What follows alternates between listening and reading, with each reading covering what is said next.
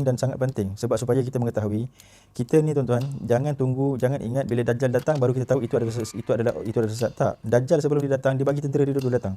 Itu sebabnya bila kita berdoa di dalam doa akhir tahun tu, doa akhir tahun dan awal tahun tu kan dia kata supaya kita minta lindung daripada syaitan wa auliyaih. Kita minta lindung daripada syaitan dan wali-walinya. Wali-walinya ni wali-wali syaitan. Maksudnya dia ada tentera-tentera dia. Wali-wali ni maksudnya tentera-tentera dia. Jadi tentera-tentera dia tu akan datang dulu dan kita jangan mudah terpengaruh.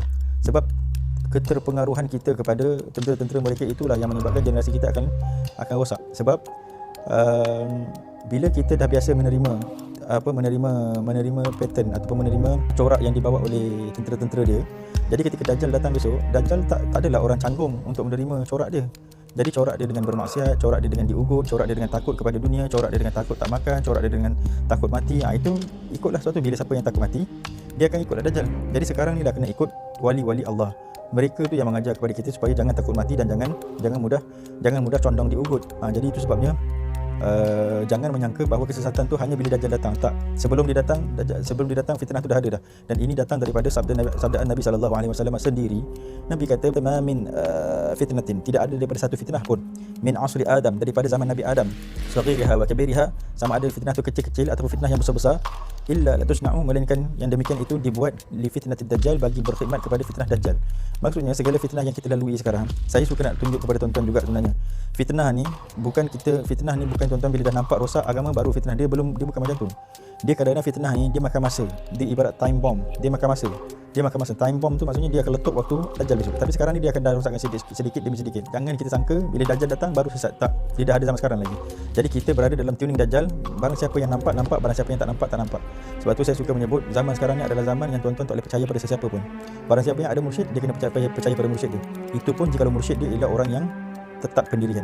Kalau mursyid dia adalah orang yang takut dengan dunia, habislah dia. Sebab dia akan ikut mursyid dia pun lemah, jadi kalau mursyid dia kuat, dia kena ikut mursyid dia. Barulah dia dapat satu orang yang boleh percaya, iaitu orang yang Allah yang Nabi sebut sebagai al-ulama warathatul anbiya. Zaman sekarang ni kita tak boleh percaya semua orang kita tak boleh percaya. Hatta orang yang rapat dengan kita pun kita tak boleh percaya, dan mereka akan menghasut kita. Jadi kita hanya percaya kepada orang-orang Allah. Orang-orang Allah ni ialah daripada kalangan ulama, tetapi ulama rasikhin.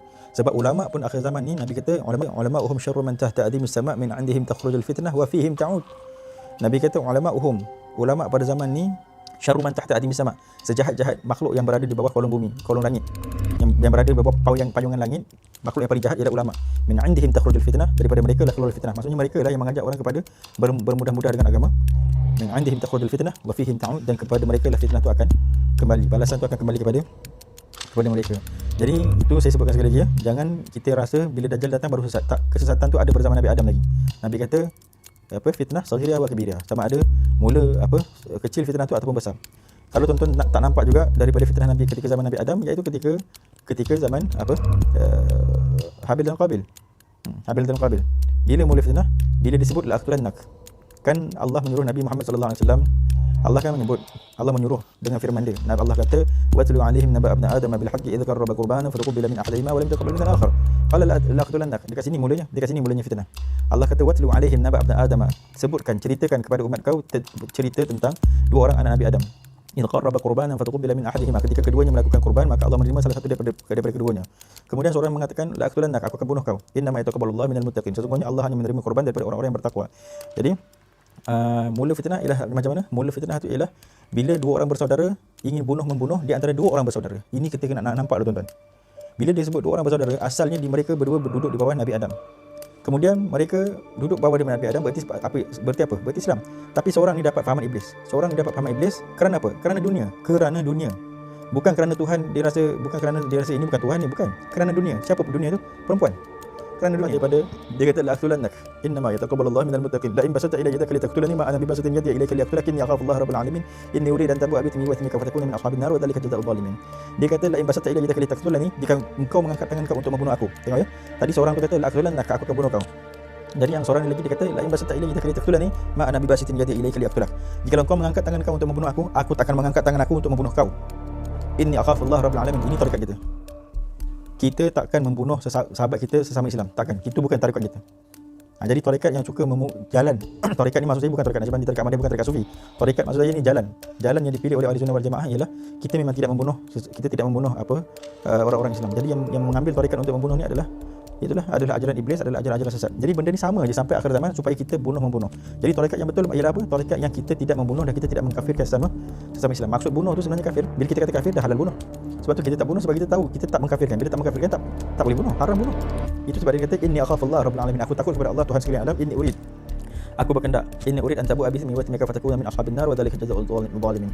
Aku nak engkau mengambil dosa aku, engkau mati dalam dosa aku dan dosa engkau, dan engkau masuk dalam api neraka dan itulah jaza, itulah balasan bagi orang-orang yang zalim. Orang-orang yang zalim ini adalah orang-orang yang, kalau dalam konteks itu adalah orang-orang yang jauh terus tidak bertauhid kepada Allah. Kalau di dalam konteks kita, setiap orang-orang yang bermudah-mudah dalam agama. Jadi itu fitnah pertama terjadi, dan dekat situ juga tercetusnya tarekat pertama terjadi, iaitu tarekat Habil, abang kita yang takut kepada Allah, tidak mahu membuat maksiat dan tidak mahu membunuh orang. Tarekat yang iblis, tarekat iblisiyah, iaitu tarekat Qabil ibn Nabi, mahu maksum, kata Sayyidina, kata Habib Abu Bakar. Dia kata Qabil ibn Nabi. Qabil itu dia anak Nabi, dia anak kepada orang yang maksum, tapi dia mahu maksum, dia bukan maksum, dan dia itulah yang membawa tarekat iblisiyah. Jadi fitnah itu datang daripada zaman sana dan sampai akhir zaman, dan pattern dia sama. Cuma watak dia, pelakon dia berubah, dan suasana berubah, dan kostum berubah. Jadi pattern sama dan matlamat sama, iaitu matlamat ialah untuk memurtadkan orang, matlamat untuk mengkafirkan orang, matlamat untuk membunuh orang. Itu matlamat dia. Dan maksud murtad tadi itu adalah supaya setiap anak Adam ini kekal dalam neraka dengan fitnah-fitnah yang berlaku. Itu sebabnya tuan-tuan saya katakan sekarang, bila kita mengetahui zaman ni adalah zaman fitnah, maka jangan bermudah-mudah percaya kepada semua yang tuan-tuan dengar daripada berita, daripada keputusan-keputusan mesyuarat itu dan mesyuarat ini, keputusan-keputusan kajian itu dan kajian. Jangan percaya pada semua orang. Jangan percaya kepada semua orang.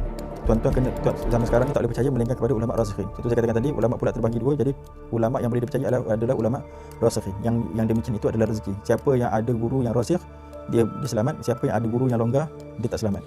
Sebab tempat pegangan umat ini zaman adalah guru mereka, dengan syarat guru dia tu ialah guru yang sebenar-benar guru lah, bukan guru yang pergi dapat gelaran guru kemudian mengajar tetapi tidak ada pengisian, tidak ada ditempa, tidak mengetahui apa-apa. Tapi dia tu tersadar sebagai guru. Biar dia tu guru yang sudah dilatih, yang sudah difitnah, yang sudah tahan banting, orang kata tahan difitnah, dia tahu dah gerak-gerak fitnah ni.